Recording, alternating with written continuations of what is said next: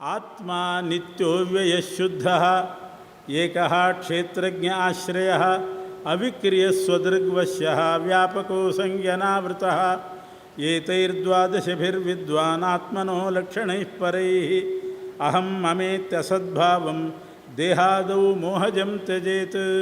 ಆ ಪರಮಾತ್ಮನನ್ನು ಪರಿಚಯ ಮಾಡಲಿಕ್ಕೆ ನಿಮಗೆ 12 ಶಬ್ದ ಹೇಳ್ತೇನೆ, ಅದನ್ನು ಕೇಳ್ರಿ ಅಂತ ಪ್ರಹ್ಲಾದರಾಜರು ಹೇಳ್ತಿದ್ದಾರೆ. ನಿತ್ಯ ಶಾಶ್ವತವಾಗಿರುವವನು ಪರಮಾತ್ಮ. ಬೇರೆ ಯಾರ್ಯಾರನ್ನೋ ನಾವು ಹಿಡಿದ್ರೆ ಅವರೆಲ್ಲ ಬಿಟ್ಟು ಹೋಗುವವರು. ನಿತ್ಯ ಅಲ್ಲ, ಶಾಶ್ವತ ಅಲ್ಲ. ನಿತ್ಯ ಅಂದರೆ ಶಾಶ್ವತ ಅಲ್ಲ, ಬಿಟ್ಟು ಹೋಗ್ತಾ ಇರ್ತಾರೆ. ಎಷ್ಟು ಜನರ ಕಾಲು ಹಿಡಿಬೇಕು ನಾವು? ಒಬ್ಬ ಅಧಿಕಾರಿ ಬರ್ತಾನೆ, 5 ವರ್ಷ ಇರ್ತಾನೆ, ಇನ್ನೊಬ್ಬ 5 ವರ್ಷ ಇರ್ತಾನೆ. ಈ ಪರಮಾತ್ಮ ನಿತ್ಯ, ಯಾವಾಗಲೂ ಶಾಶ್ವತವಾಗಿರುವವನು. ಅವ್ಯಯ, ಅವನಿಗೆ ಬುದ್ಧಿ, ಕಣ್ಣು, ಕಿವಿ, ಕೈಕಾಲು ಯಾವುದೂ ವ್ಯಯ ಆಗೋದಿಲ್ಲ. ಎಲ್ಲ ಗಟ್ಟಿಮುಟ್ಟಾಗೇ ಇರ್ತಾನೆ. ಯಾವಾಗಲೂ ಕಂಡು ಹಿಡಿತಾನೆ, ಪರಿಚಯ ಮಾಡ್ಕೊಳ್ತಾನೆ. ಕೆಲವ್ರ ಹತ್ರ ಹೋದರೆ ಪರಿಚಯವೇ ಆಗೋದಿಲ್ಲ, ಬುದ್ಧಿ ಮಂದಾಗಿ ಹೋಗಿರ್ತದೆ, ಕಣ್ಣು ಕಾಣಿಸೋದಿಲ್ಲ. ಯಾರು ನೀವು ಅಂತ ಕೇಳ್ತಾರೆ, ನಮಗೇನು ಸಹಾಯ ಮಾಡ್ತಾರೆ?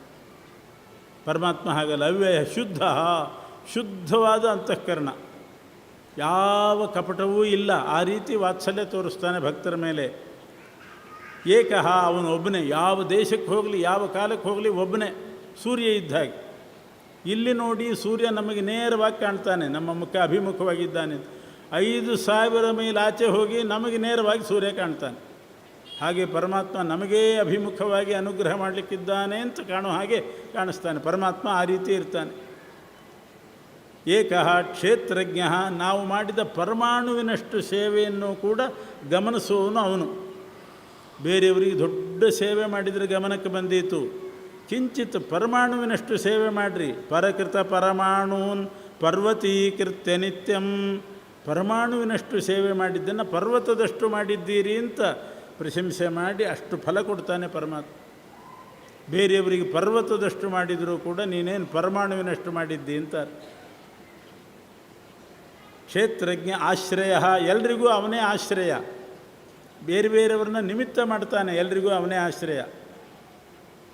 ಅವಿಕ್ರಿಯ, ಯಾರು ಕಿವಿ ಊದಿದರೂ ಅವನೇನು ವಿಕಾರಕ್ಕೆ ಒಳಗಾಗೋದಿಲ್ಲ, ಇನ್ನೊಬ್ಬರ ಮಾತು ಕೇಳುವವನಲ್ಲ. ಸ್ವದೃಕ್ ಸ್ವಪ್ರಕಾಶ, ತನ್ನದೇ ತೀರ್ಮಾನ, ತನ್ನದೇ ಜ್ಞಾನ, ಇನ್ನೊಬ್ಬರ ಅಧೀನ ಅಲ್ಲ. ವಶ್ಯ, ಇಡೀ ಜಗತ್ತನ್ನು ವಶದಲ್ಲಿಟ್ಟುಕೊಂಡವನು. ವ್ಯಾಪಕ, ಅವನಿಲ್ಲದ ಜಾಗವೇ ಇಲ್ಲ, ಎಲ್ಲ ಕಡೆ ಇದ್ದಾನೆ. ಎಲ್ಲಿ ಆಪತ್ತು ಬಂದಿರ್ತದೋ ಅಲ್ಲೇ ಇರ್ತಾನೆ.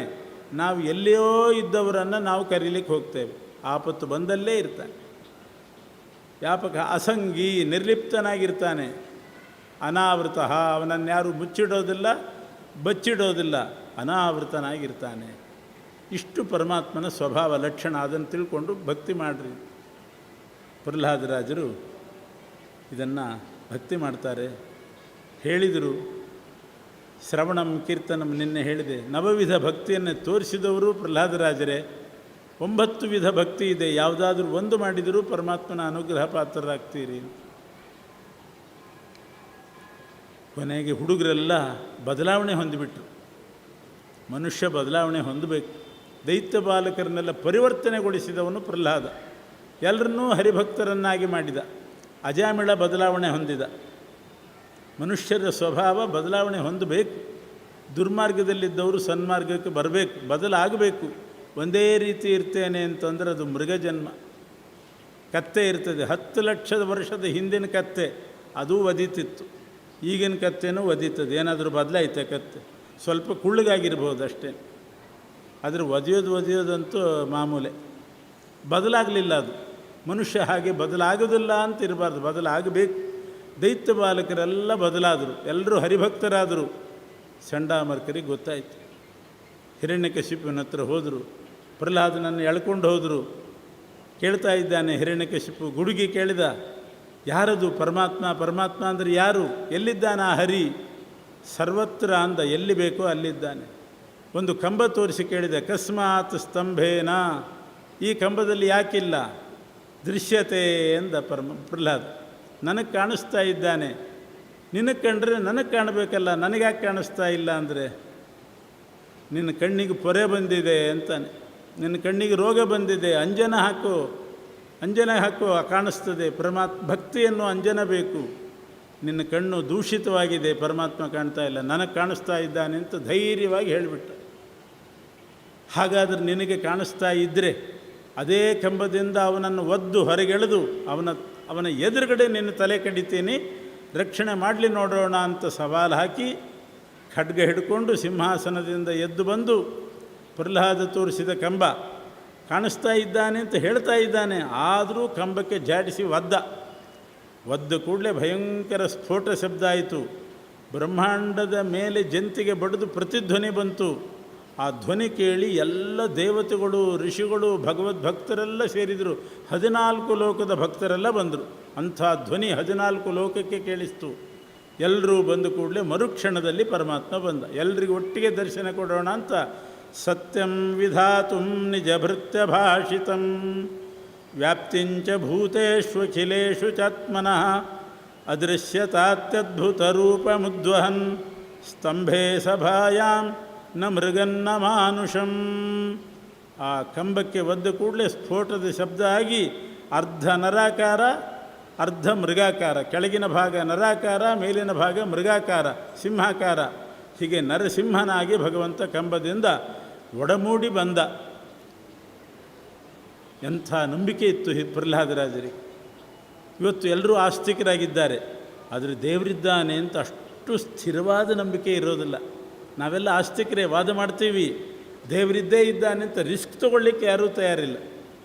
ಇದ್ದಾನೆ ಅಂತ ಅಷ್ಟೇ, ರಿಸ್ಕ್ ತೊಗೋಬೇಕು, ಯಾರೂ ತಯಾರಿಲ್ಲ. ಪ್ರಹ್ಲಾದರಾಜರು ಖಡ್ಗ ಹಿಡ್ಕೊಂಡು ಹಿರಣ್ಯಕಶಿಪು ಈಗ ಬರಲಿ ಕಂಬದಿಂದ, ಇಲ್ಲದಿದ್ರೆ ನಿನ್ನ ತಲೆ ಕಡಿತೇನೆ ಅಂತಂದರೂ ಕೂಡ ಬಂದೇ ಬರ್ತಾನೆ, ಇದ್ದೇ ಇದ್ದಾನೆ ಅಂತನ್ನುವಂಥ ದಾರ್ಢ್ಯ ಇತ್ತು. ಅದು ಪರಮಾತ್ಮ ಅಪೇಕ್ಷೆ ಪಡೋದು. ಅಷ್ಟು ವಿಶ್ವಾಸ ಇತ್ತು, ನಂಬಿಕೆ ಇತ್ತು. ನಾಟಕ ನೋಡಿದ್ದೆ, ಒಂದು ಪ್ರಹ್ಲಾದರಾಜರದ್ದು ನಾಟಕ, ಪ್ರಹ್ಲಾದ ಚರಿತ ಅಂತ ಒಂದು ನಾಟಕ. ಆ ನಾಟಕದಲ್ಲಿ ನರಸಿಂಹ ಪಾತ್ರಧಾರಿ ಒಬ್ಬ ಇದ್ದ. ಅವನನ್ನು ಒಂದು ರಟ್ಟಿನ ಕಂಬದಲ್ಲಿ ನಿಲ್ಲಿಸಿದ್ರು. ಹಿರಣ್ಯಕಶಿಪು ಪಾತ್ರಧಾರಿ ಇದ್ದ. ಅವನು ಗುಡುಗಿದ ಪ್ರಹ್ಲಾದನ ಹತ್ರ, ಎಲ್ಲಿದ್ದಾನೆ? ಈ ಕಂಬದಲ್ಲಿದ್ದಾನೆ, ಬರಲಿ ನೋಡೋಣ ಅಂಥೇಳಿ ಒದ್ದ. ಹಿರಣ್ಯಕಶಿಪು ಒದ್ದ, ಎಲ್ಲಿ ಬರಲೇ ಇಲ್ಲ, ದೇವರೇ ಬರ. ಆ ರಟ್ಟಿನ ಕಂಬ ಮಾಡಿದ್ದಾರೆ, ಅದರೊಳಗೆ ನರಸಿಂಹದೇವರನ್ನು ನಿಲ್ಲಿಸಿದ್ದಾರೆ. ಆ ಪಾರ್ಟ್ ಮಾಡಿದವನನ್ನು ಅವನಿಗೆ ಸರಿಯಾಗಿ ಇನ್ಸ್ಟ್ರಕ್ಷನ್ಸ್ ಕೊಟ್ಟಿಲ್ಲ, ಗಟ್ಟಿ ಟೇಪ್ ಹಾಕಿಬಿಟ್ಟಿದ್ದಾನೆ. ಏನು ಮಾಡಿದರೂ ಬರ್ತಾ ಇಲ್ಲ. ಕೊನೆಗೆ ಕತ್ರಿ ತೊಗೊಂಡು ಬಂದು ಟೇಪ್ ಕಟ್ ಮಾಡಿದ ಮೇಲೆ ಬಂದ ನರಸಿಂಹ. ಇಂಥ ಪ್ರಸಂಗನೂ ಆಗ್ತದೆ.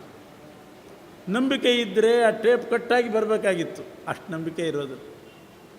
ಒಂದು ಕಡೆ ಒಂದು ಹೋಮ ನಡೀತಂತೆ ಮಳೆಗೋಸ್ಕರ. ಮಳೆನೇ ಬರ್ತಾ ಇಲ್ಲ ಅಂತ ಎಲ್ಲರೂ ಸೇರಿ ಊರ ಹೊರಗೆ ಒಂದು ನದಿ ತೀರದ ದೇವಾಲಯದಲ್ಲಿ ಹೋಮ ಮಾಡಿದ್ರಂತೆ. ಪರ್ಜನ್ಯ ಯಾಗ ಅಂತ ಒಂದು ಯಾಗ ಮಾಡಿದರು. ಎಲ್ಲರ ಹತ್ರ ಕಾಂಟ್ರಿಬ್ಯೂಷನ್ ತೊಗೊಂಡಿದ್ರು. ಮಳೆ ಬರುತ್ತೆ, ದುಡ್ಡು ಕೊಡಿ ಹಾಗೆ ಅಂತ ಎಲ್ಲರೂ ದುಡ್ಡು ಕೊಟ್ಟಿದ್ದರು. ಮಳೆ ನೀರು ಎಲ್ರಿಗೂ ಬೇಕಲ್ಲ ಮಳೆ. ದುಡ್ಡು ಕೊಟ್ಟಿದ್ದರು, ಯಾಗ ನಡೀತು. ದುಡ್ಡು ಕೊಟ್ಟವರೆಲ್ಲ ಕೊನೆಗೆ ಪೂರ್ಣಾಹುತಿ ದಿವಸ ತೀರ್ಥಪ್ರಸಾದ ಏರ್ಪಾಡಾಗಿತ್ತು, ಎಲ್ಲರೂ ಬಂದಿದ್ದಾರೆ. ಯಜ್ಞದಲ್ಲಿ ಕೂತಿದ್ದರು. ಯಜ್ಞ ನಡೀತಾ ಇದೆ ಸಾಂಗವಾಗಿ, ಊರಿನವರೆಲ್ಲ ಬಂದಿದ್ದಾರೆ. ಅಗ್ನಿಕುಂಡದಿಂದ ಪರಮಾತ್ಮ ಮೇಲೆ ಬಂದು ಎಲ್ಲರನ್ನೂ ಕೇಳಿದಂತೆ, ನೀವು ಎಷ್ಟೆಷ್ಟು ಕೊಟ್ಟಿದ್ದೀರಿ ಅಂತ ಯಜ್ಞಕ್ಕೆ. ಎಲ್ಲ ರಸೀದಿ ತೋರಿಸಿದರು. ನಾನು 5,000 ಕೊಟ್ಟಿದ್ದೀನಿ, 10,000 ಕೊಟ್ಟಿದ್ದೀನಿ. ಒಬ್ಬ ಅಂದ ಅಕ್ಕಿ ಖರ್ಚು ನಂದೇ ಅಂದ, ಇನ್ನೊಬ್ಬ ಬೆಲ್ಲ ನಾನು ಕೊಟ್ಟಿದ್ದೀನಿ ಅಂದ. ಎಲ್ಲರನ್ನೂ ವಿಚಾರಿಸಿ ಪರಮಾತ್ಮ ಕೇಳಿದಂತೆ, ಯಜ್ಞ ಮಾಡಿದರೆ ಮಳೆ ಬರ್ತದೆ ಅಂತ ಗ್ಯಾರಂಟಿ ಇದೆಯಾ ನಿಮಗೆ ಅಂತಂದು. ಅದಕ್ಕೆ ಕೊಟ್ಟಿದ್ದೀವಿ ದುಡ್ಡು ಅಂತ ಅವರು.